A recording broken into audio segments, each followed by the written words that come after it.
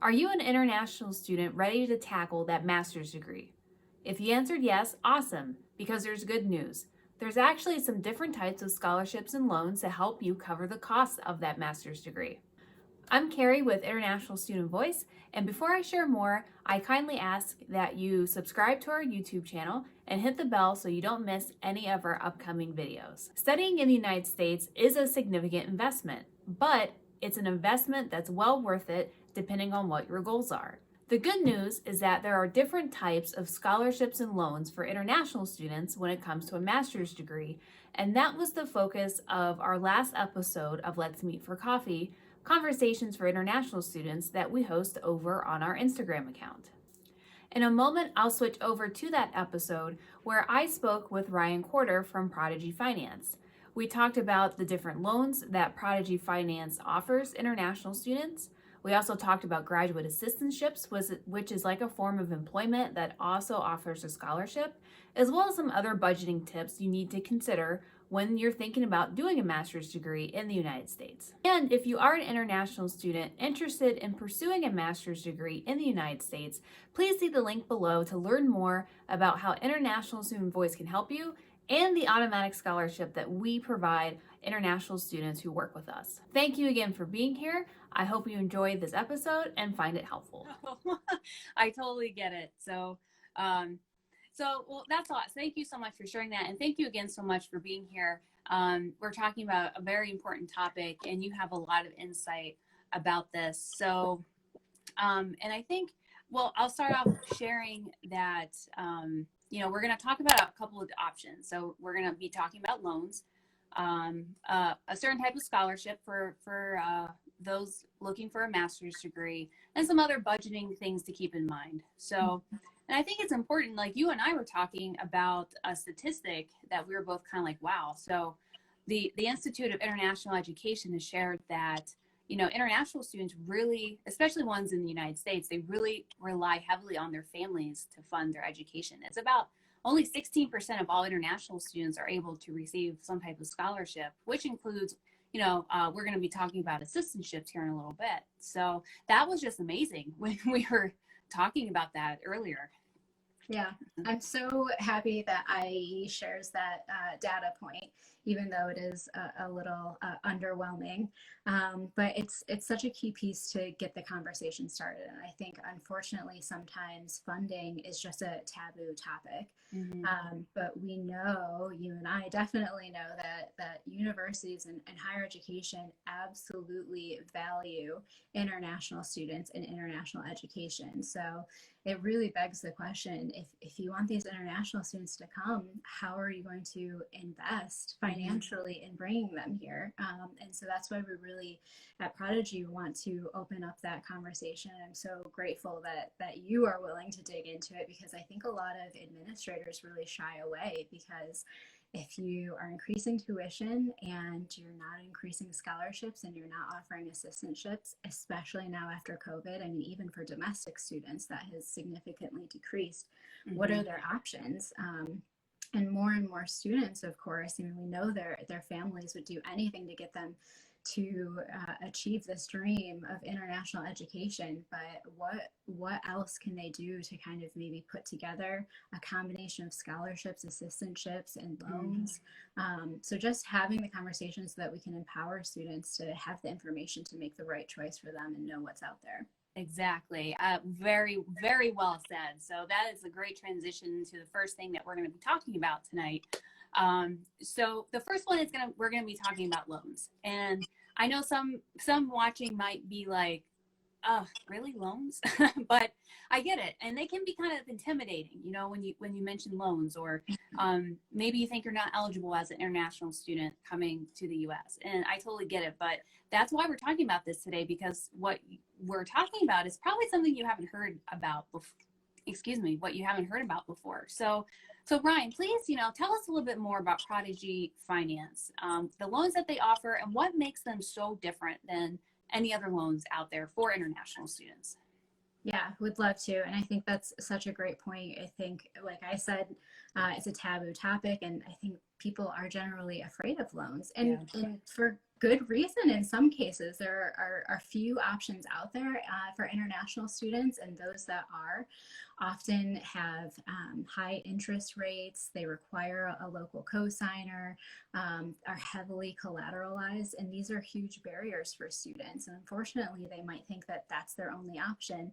They take it out and they're graduating from these amazing programs with significant debt. So I think the best way to introduce Prodigy is to tell the story of Prodigy, which is very personal, and that is that our CEO and founder, Cameron Stevens, was actually an international student from South Africa who was accepted to INSEAD MBA program in France. He unfortunately had to defer for a year because he wasn't able to obtain a cross-border loan. So thankfully he was able to study and complete his MBA, but while he was in school, he said, I want to make sure that this doesn't happen to other people. I know I'm smart. I'm attending an amazing program. I know I'm going to be successful. So what can I do to make sure that these barriers don't continue to exist for other very smart and talented students going to very prestigious programs? So he created Prodigy, and fortunately now, 13 years later, we are able to offer loans without a local cosigner, without collateral, and without credit history in the country of study. And we are able to do that because of the data risk model that he established that assesses students on their earning potential. Exactly what we said. You're accepted to an amazing program. If you're accepted to University at Buffalo, I'll pick on because that's my school. In the engineering school of engineering, and you're graduating with a master's degree, we know that you're going to have a great career placement and top-notch earning, and you're going to be able to pay back your loan.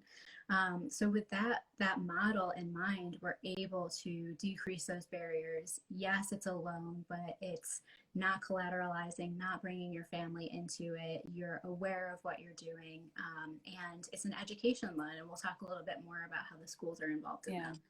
Yeah, and that's incredible. I mean, not having a local cosigner, the no collateral piece, and I think that's such a smart way to go about it. I think for so many students, they have such potential to succeed. It's just they just need the help. They just need someone to believe in them and say, yes, you're a great investment as a person.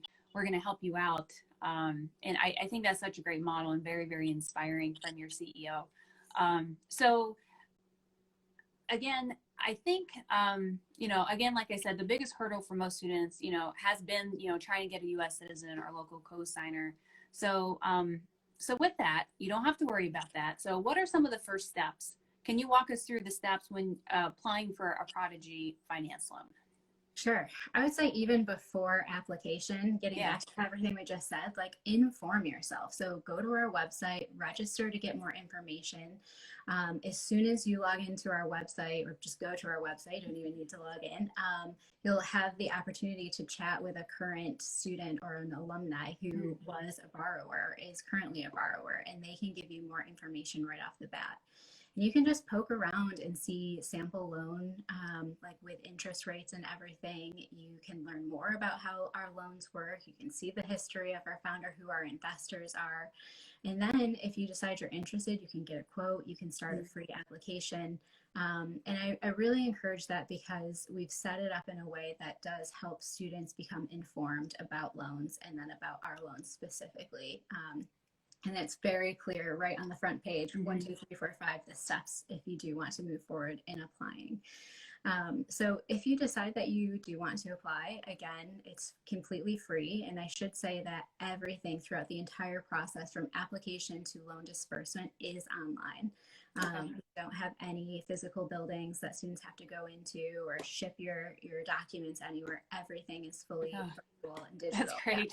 That's another, I think that's, I kind of put it all in a nutshell before, but that's another key feature to how Prodigy creates access to education or to these education loans.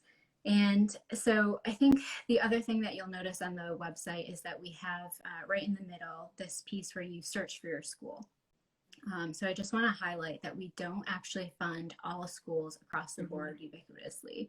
And that gets back to our data risk model and assessing you on your future earning and career potential. And that's not to say that every program is not fantastic, but the schools that we do support have been vetted and assessed, and we've tracked the alumni. And so we know that if you attend this program, you're going to be successful. You're going to be able to pay back that loan. And that's part of us being a really responsible lender. We don't want to overly indebt a student. We don't want to just give you a loan so you can go anywhere and then have all of this money afterwards and really struggle to pay it back. So that's a huge component of what we do and your application. So much so that you've started your application, you've uploaded your documents, and then the last piece is actually sharing your letter of admittance. So we need to know from the school that you have been accepted before we can actually finalize your loan. So we have all your documents, we have that letter of acceptance, and then the next piece is matching. So Prodigy is not a bank. We actually work with investors who are similarly eager to ensure that talent can make it to these top programs. So we match students directly to the investor funds that will ultimately be their dispersed loans. So you'll get a message about matching, and then after matching, you'll have your loan approved, and you'll get a loan confirmation letter that you can actually use with your school. Not all schools, but most schools will accept the loan confirmation letter as the proof of funds for the I-20 document. So that, if you're not familiar yet, that's a document that the school issues to help you obtain your visa. So that's a key piece of that. And then finally, once you get to campus, you'll sign your loan agreement and we'll disperse the funds directly to the university. So like I said, we're an education lender, so the school absolutely has to be involved in that process. So the school will then take out your tuition, and then they'll send you any additional funds for costs of living. Okay. It's a lot. Yeah. No, I totally get it. And I'm sorry, I was looking down, I was just writing some questions. There were some questions that came through in the chat, and I wanted to make sure that I got them. So somebody had said that they submitted an application, but they're still in the verification process, or they haven't been able to pass the verification process yet. So I'm assuming they could maybe reach out to somebody and kind of check in and see what's going on. Yeah, so that's part of just like going to the website too and becoming familiar with how to contact us. If you have a question, there is that live chat feature. So if you do, I didn't see the question, but you can always reach out to, it's info@prodigyfinance.com. That's our customer support team. So just check in if it's been a little while and you want to see what's going on. They can check on your application for you. But I mean, I guess I will take the time to call out that we are receiving a lot of demand right now, which is very exciting. And we are issuing some statements about verification taking a little bit longer than usual. So we really appreciate your patience. We're definitely not ignoring you. We're just making sure that we're getting through everybody. And that verification process, because of everything that I've just talked about, is so important. We want to make sure we know which school you're going to, where you're coming from, your undergraduate information, all of that. So it does take a little bit of time. So I appreciate your patience. Okay, awesome. Okay, and there's one question. It might be, I think it's an interesting question. I'll go ahead and ask you. Somebody has said, can they negotiate the amount of the loan offered in the initial offer? So how does that work in terms of? That's a great question. I'm happy to talk about it. Okay. I keep saying we're an education loan provider. Yeah. But we work with schools to set those budgets.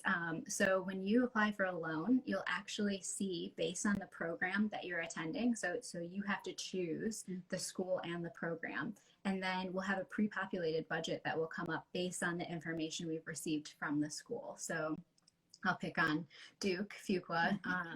So let's say you wanted to study MBA at Duke. Well, we'll have a budget set up based on your enrollment time, based on a couple other factors. So do you have a spouse that's coming to campus with you? Do you plan on engaging in experiential learning? So there are several different budgets that we have set up based on the specific program you're enrolling in. So for a business program, we can lend up to 80% cost of attendance.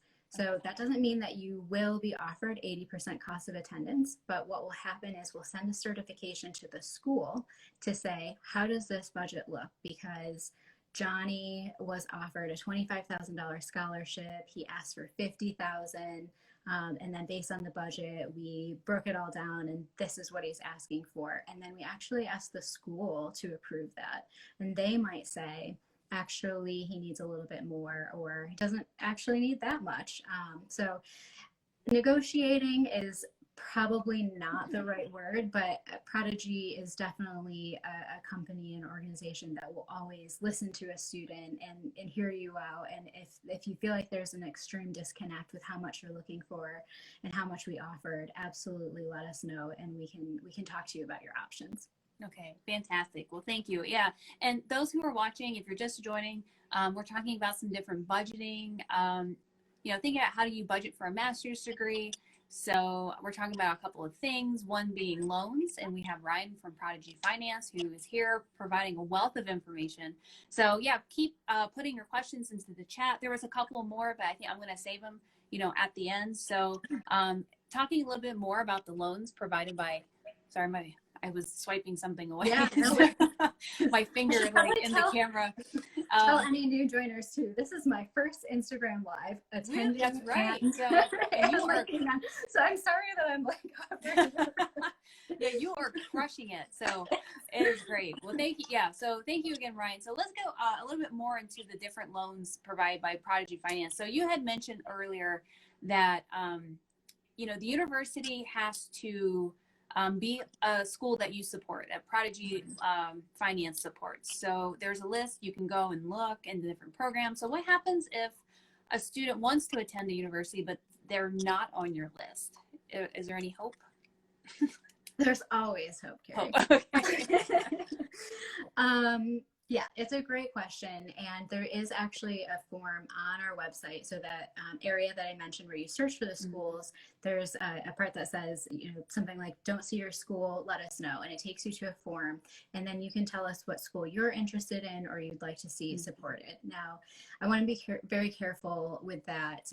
It does take some time to add a school because of everything I've already shared where we vet, we have to reach out to the school, get some information. So I encourage students to share that information and which school they're looking to have supported, but depending on when you're starting the program, I just want to manage expectations that you're not counting on it going through because it does take some time and it's unfortunately not a guarantee because it has to meet a certain number of factors for us to be able to support.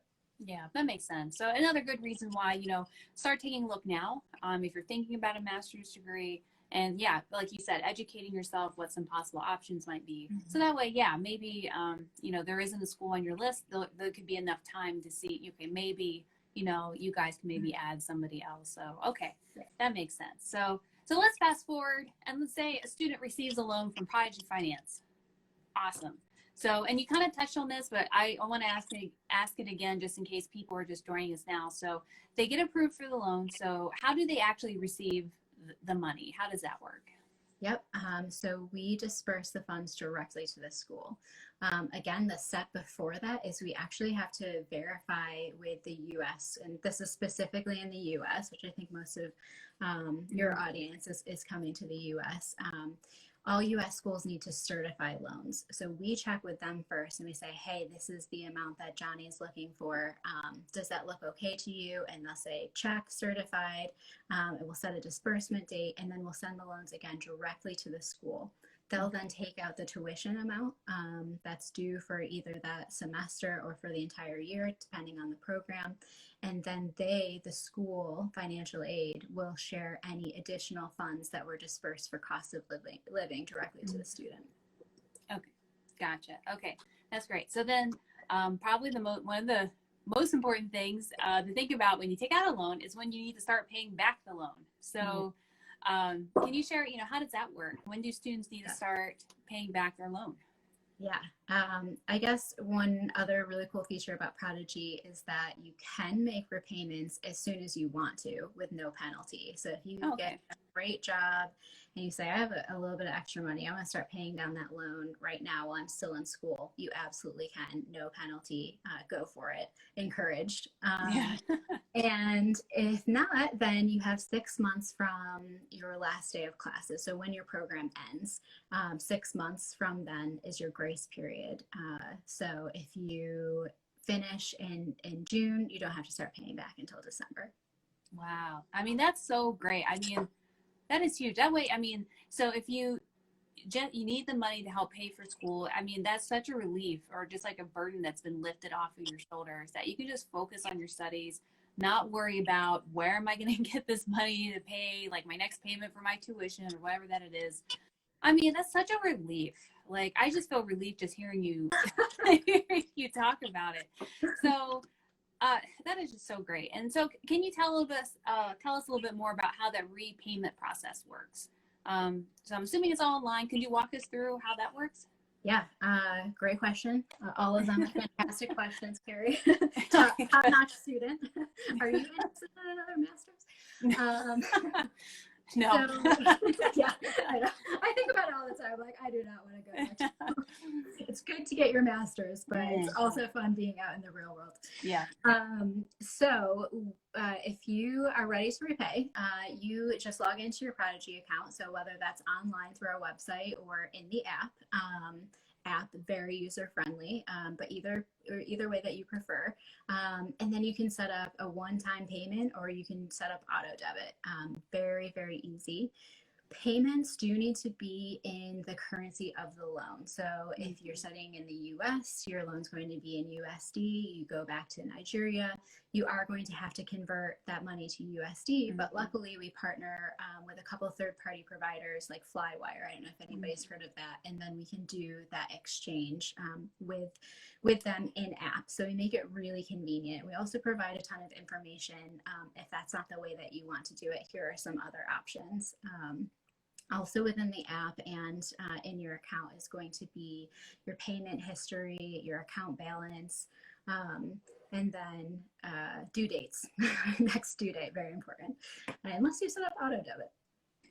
Right. Okay. Yeah. It sounds incredibly easy and convenient. And I will say, International Student Voice, we do have a page on our website all about, Prodigy Finance, because of this incredible service that they offer international students. So we have a link in our Instagram profile. If you go, after we're done, if you go there, you can go to a page. You can also sign up. We'll make sure that we're going to be providing some more budgeting resources after this episode.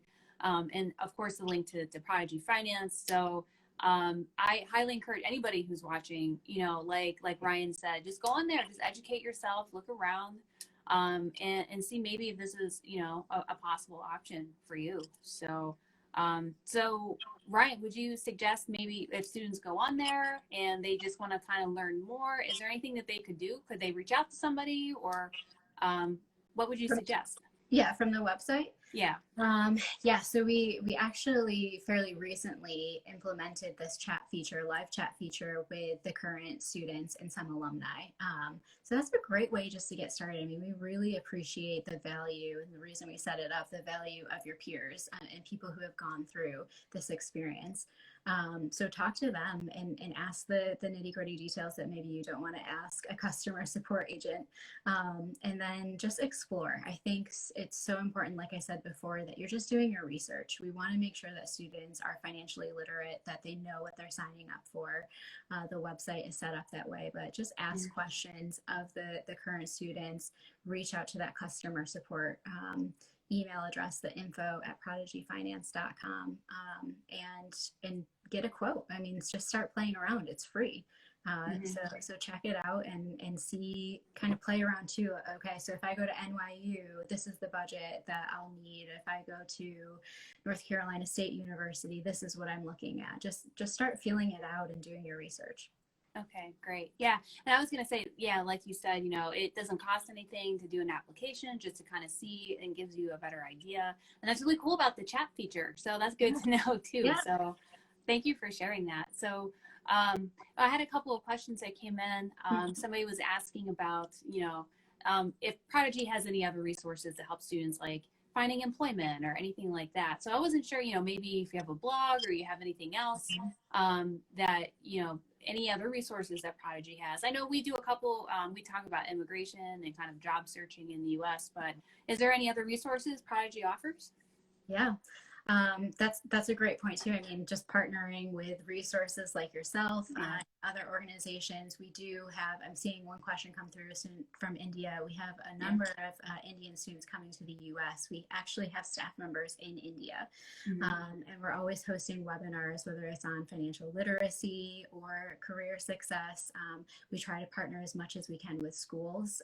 So for example, sorry to keep bringing up University at Buffalo, but one of my friends from grad school is actually the director of international recruitment in the engineering school. So we're talking about what can we do? Can we provide a webinar on financial literacy just so students, again, like we're discussing, have these resources. So it is a huge focus for us. We do have the blog. We do have little program highlights. So I think Northeastern has been featured a number of times on the program highlights. So yes, the short answer is yes, we have blogs, we have events. We're always looking to partner with resources like yourself, with schools directly. But we really like to listen to the students too. So, I mean, everybody who's on this call, tell us what you're looking for and tell us what you need, because yes, we're a loan provider, but we deeply care about international students, and over so many years of working with international students, we have a good idea of what their needs might be, but we're always learning. So let us know. Yeah, definitely. I totally agree with that. And I think the point, it was Suleiman Ahmed at 10, forgive me if I didn't say that correctly. His point is, it's really hard because you said, obviously the loan needs to be repaid back in, USD if you're studying in the US. So if you go to a country where maybe you're not able to make as much money, it might be hard to pay back the loan. And so his thinking about, and I would encourage you, we do have, if you go on our website, under our blog, or even our YouTube channel, our Instagram, we're trying to provide as many resources as possible, just like job searching, especially as an international student. You have OPT and then H-1B, and we all know kind of what that process is like. So we're trying to really build up our resources because coming to the US is a huge investment, and we want to make sure you're as successful as possible. So no matter, hopefully you could stay in the US and work a couple of years, earn, a good income so you can pay back your loan. And again, it goes back to the model, like you mentioned, Ryan, if you got admitted to this, program at a great school, more than likely you're going to be successful, and probably more than likely, hopefully you would be able to get a job here in the US. So, but I would encourage you, I think that's a great point. Thank you for putting that in the chat. So I would encourage you to visit our website and look at our other resources and be on the lookout. We're going to have a lot more coming up. So I would just very quickly add to that. Sure. I think that's part of your budgeting. So if you know that after you graduate, maybe your family is still in India, you've come just to study a one-year program, you need to go back, factor that into your research and your budget. Yeah. So I know that, I can only anticipate being able to pay X amount per month. So I'm going to structure my loan. And that's another great feature of Prodigy is you can choose your payback terms. So is it 7, 10, 15, 20 years? So you can kind of play with that on our website as well. But you can choose your program and make the decisions based on what your plans are for afterwards. So I know that I can only take out a loan for $20,000. That means that I'm going to have to get a scholarship for $10,000. I'm going to have to get a job. So just keep all of that in mind. And I know we're going to talk about this a little bit more like as you're putting a budget together, but it's a great question and it's something to be mindful of right now. Yeah, definitely. That's a great point. Thank you for underlining that. So, so if you're just joining us, we have Riane from Prodigy Finance. We just talked through kind of the different loan options, the amazing loan options that they have available for international students. So if you're just joining, I would really highly encourage you to please, you can visit the link in our Instagram profile, sign up to get information. You can always watch this replay in our Instagram and also on our YouTube channel. But make sure you sign up to get more information. Okay, good. I pronounced the name correctly. I'll be very mindful of name pronunciation. That's right. Well, you know what? It's funny because people mispronounce my last name, and it's like, you kind of learn to be like, as long as people are coming from the best intention. So thank you. I'm glad that I got it right. So, but yes, please make sure you, it will be, fill out that form, the link in our profile, but you can always rewatch this. And of course, always go to Prodigy Finance's website, take a look. There's great resources there too. So we're going to transition to the second point that we wanted to talk about, thinking about a master's degree in the U.S. We're going to talk about graduate assistantships. So this is a type of scholarship for graduate students, and it's something that's not available, you know, for a bachelor's degree. So like we talked about at the beginning, you know, scholarships are very competitive. But if you can get one of these assistantships, it's like it's like life changing. It helps so much. So so for most, in order to look for an assistantship or be considered, you know, most of the time you have to be admitted to a master's program first, and then you can start looking for an assistantship. So Ryan's here. She's going to help me explain. Can Ryan tell us, you know, can you tell us what an assistantship is? Sure. I think you've already done a great job, but it is work. So it is a form of a job. So a department or an organization on campus will offer you either a teaching assistantship or a graduate assistantship. For example, I think Carrie and I both had graduate assistantships where I worked in admissions. And through that particular assistantship, they paid for my tuition and they also gave me a stipend. Wasn't a ton, but it definitely helped with rent. So I think those are things that you can consider too. What are the assistantship options? So is it teaching? Is it some form of work? I mean, teaching is work, but you know, working in a campus department like admissions, is there a stipend included or does it just cover tuition? And then where to get started. And I think we're going to talk about that in a second too. Yeah, sure. No, thank you for explaining that. And yeah, so you can see why these are so competitive. So basically, a graduate assistantship is you work for a department or an office on campus, and in return, they pay, you know, your tuition. So a lot will pay like all of your tuition. Some might do half. Some will be like all your tuition and plus a stipend or like a pay, like Ryan said. I also had a graduate assistantship. Mine was in housing, so working in the residence halls.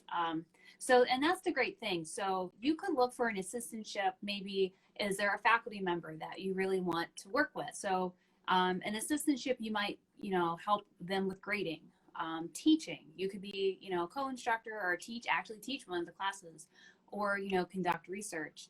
And I'll spend a moment about administrative assistantship. So you heard I was in housing, Ryan was in admissions. So those are what we call kind of administrative assistantships. And that's something, there's a whole administration side to higher education in the US that a lot of international students may not know about because it's a very US thing. So there's the residence halls that are on campus. There's assistantships. I was like an assistant residence hall director. So I helped, you know, each building has a hall director that's in charge of that building.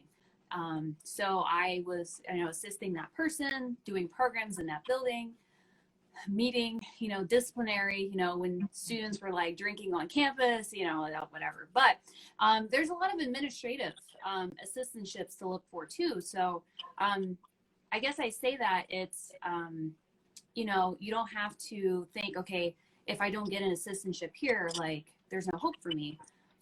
So let's talk a little about, I know Ryan's going to share some more information here about how you go about finding one of these assistantships. So what would you suggest, Ryan? Yeah, I think first step, and maybe I'm biased, is working with your admissions coordinator. So, you know, you're interested in studying an MS in data science degree. So you're working with either the program director or the admissions coordinator as you're going through your application. Maybe they've recruited you or you've attended some information sessions. So there's usually a person identified when you're going through the application process. And that's a great place to start because not only will they be able to tell you the graduate assistant opportunities or research opportunities, teaching opportunities within the department, but they usually have a good understanding, as Carrie said, of the administration across campus. So they could probably give you a pretty holistic view. And then probably the next step would be, as Carrie suggested, reaching out to a faculty member in that department and saying, hey, I have a little bit of background in research, really like the particular research that you're doing. Can we work together? And maybe it shakes out to be a full assistantship where you're having your tuition paid for, or maybe it's just that stipend. It could be anything. So just start poking around and doing some research. And then I actually saw today, I was on Vanderbilt University's website, and they had a hire a door. So a Commodore is their mascot. So the phrase for their job posting site. So most campuses are going to have like job boards like that. So if you've checked in admissions, you've checked in your department, start looking at the university wide and see what's out there with the resources provided on campus.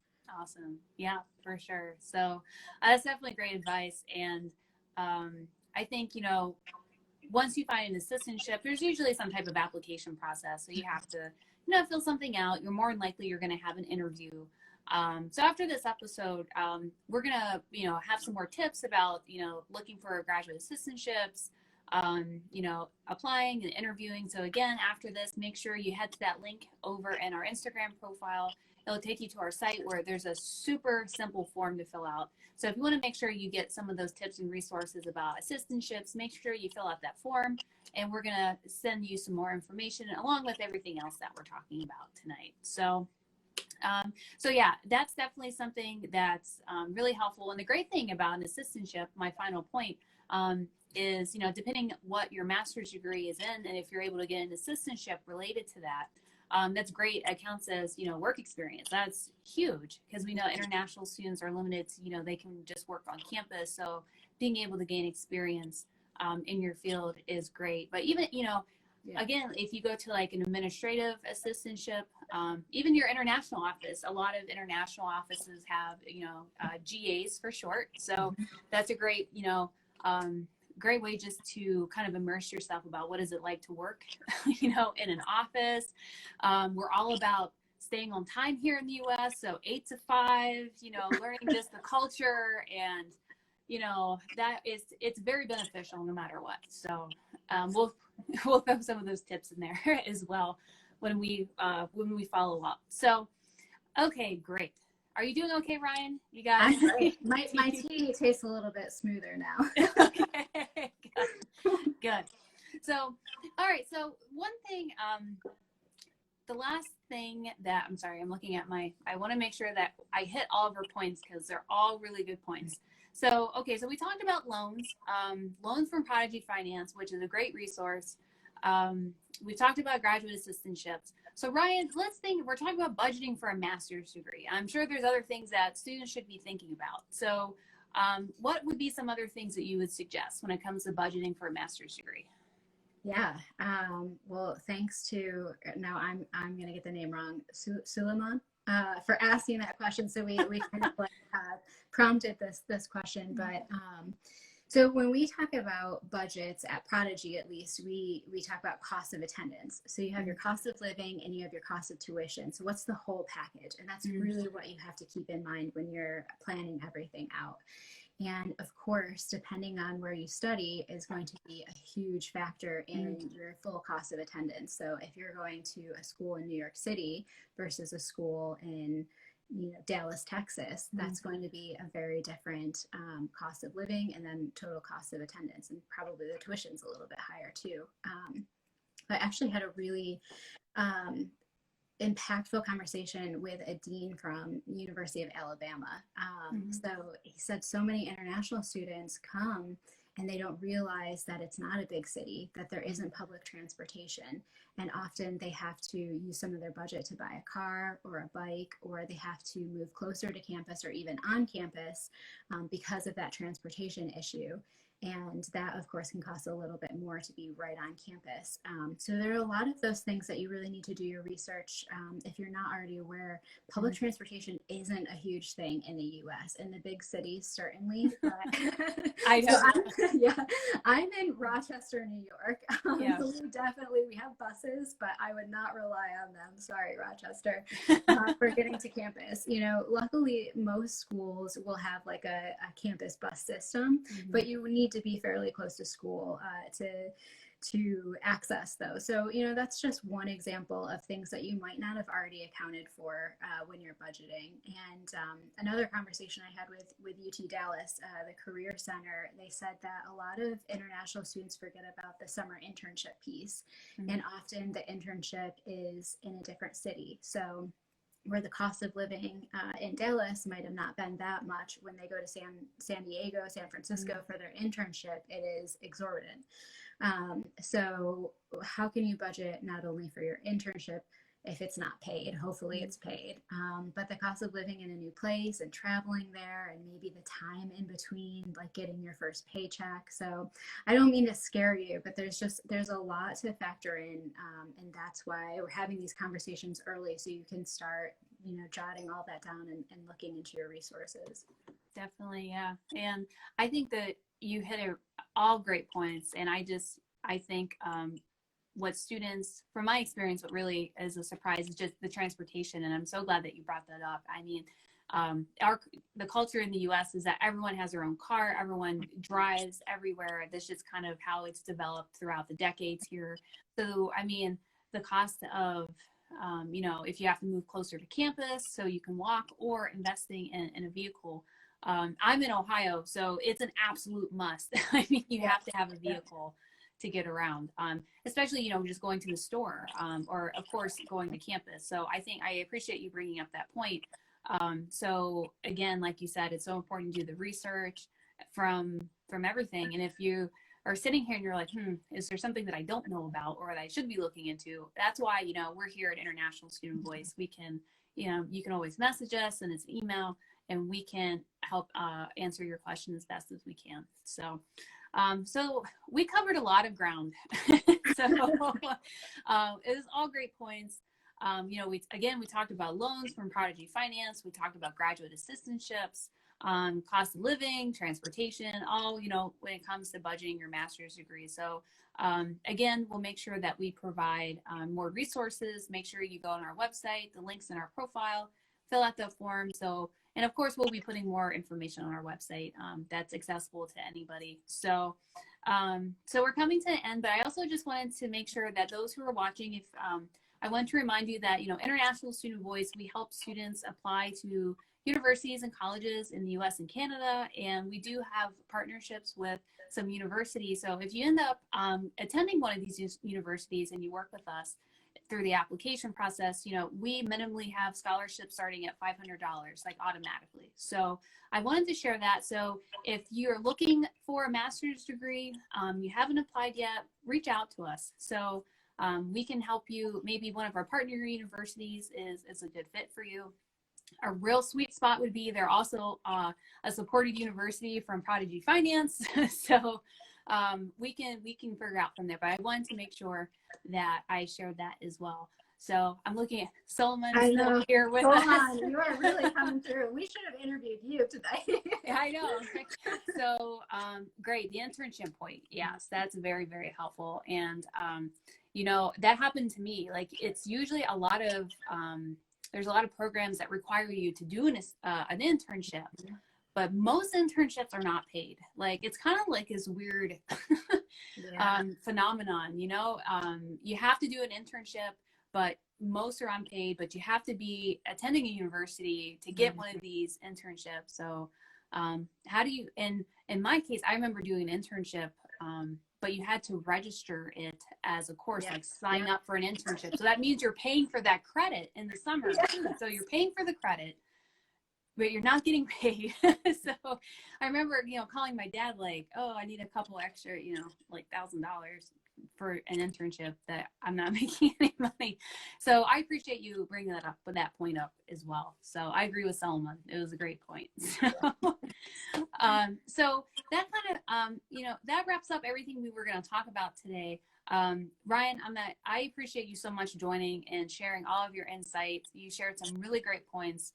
And again, if you think that, a loan from Prodigy Finance might be a good option, please go onto their website, look around, start an application. There's no risk, no fees. Just, go and take a look. So just information. Do your research. Yep, exactly. Right. Was there anything else? We're here at the end, but anything else you'd like to share? I mean, thank you to you and to everybody on for dealing with me popping back out of my first Instagram. I can now say that I have done Instagram Live. There you go. So thank you for having me. And I think on behalf of Prodigy, we just want to make sure that international students know that they have resources, that they have funding options, and that they are accessible options.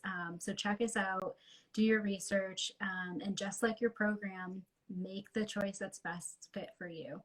And if that's not Prodigy, that's okay. But just know that we're an option and we're here to help. Awesome. Well, thank you so much. Wonderfully, Thank you. wonderfully. A lot of fun. Yeah. Well, yeah. So again, yeah, this was Riane's first Instagram Live. He totally crushed it. So, and it's going to be recorded, so you can always watch it. So, and you can share it with your friends and family. So awesome. Well, okay. Well, thank you again so much. Again, we'll be sending out more information here in a day or two. Be on the lookout. And of course, you can always rewatch this episode on our Instagram account as well as our YouTube channel. So with that, thank you again, Riane, for all your information. And thank you, everybody who joined us tonight or today. All right. Have a good night. Everyone. Bye.